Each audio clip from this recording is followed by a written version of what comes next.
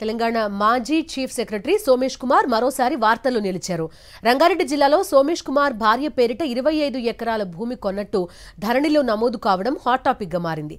సోమేష్ కుమార్ భార్య ఆ భూమిని సేల్ డీడ్ ద్వారా కొనుగోలు చేశారా, సాదా బైనామా ద్వారా సొంతం చేసుకున్నారా, ధరణి పోర్టల్ వచ్చాక కొనుగోలు చేశారా, అంతకంటే ముందే ఈ భూమి తీసుకున్నారా అనేది తేలాల్సి ఉంది.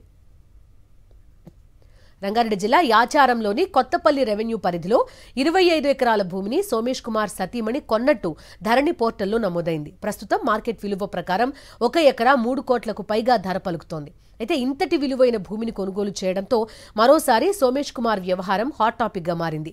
25 ఎకరాల 19 గుంటల భూమిని సోమేష్ కుమార్ తన భార్య జ్ఞానముద్ర పేరుతో కొనుగోలు చేశారు. అయితే ఈ ల్యాండ్ ని కొత్తపల్లి గ్రామవాసి నారాయణరెడ్డి నుంచి సేల్ డీడ్ ద్వారా జ్ఞానముద్ర కొన్నట్టు రెవెన్యూ అధికారులు స్పష్టం చేస్తున్నారు.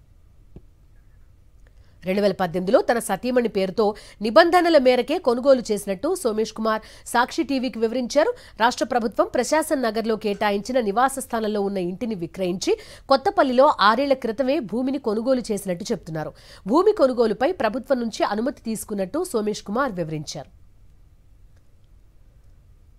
గత ప్రభుత్వంలో కీలకంగా వ్యవహరించిన ఐఏఎస్ అధికారుల ఆస్తులపై కొత్త ప్రభుత్వం నిఘా పెట్టాలని కాంగ్రెస్ పార్టీ నేతలు డిమాండ్ చేస్తున్నారు. బీహార్కు చెందిన సోమేష్ కుమార్ రంగారెడ్డి జిల్లాలో 25 ఎకరాల భూమిని అక్రమంగా సంపాదించిన సొమ్ముతో కొనుగోలు చేశారంటూ కాంగ్రెస్ నేత మన్నె నరసింహారెడ్డి ఆరోపించారు.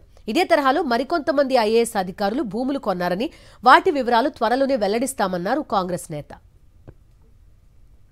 సోమేష్ కుమార్ పై వస్తున్న భూ ఆరోపణలు ఎటు మలుపు తీసుకుంటాయి అనేది ఆసక్తికరంగా మారింది. ఐఏఎస్ అధికారులు అందరి ఆస్తులపై కాంగ్రెస్ సర్కార్ విచారణ చేస్తుందా, సోమేష్ కుమార్ తోనే ఫుల్ స్టాప్ పెడుతుందా అనేది చూడాల్సింది.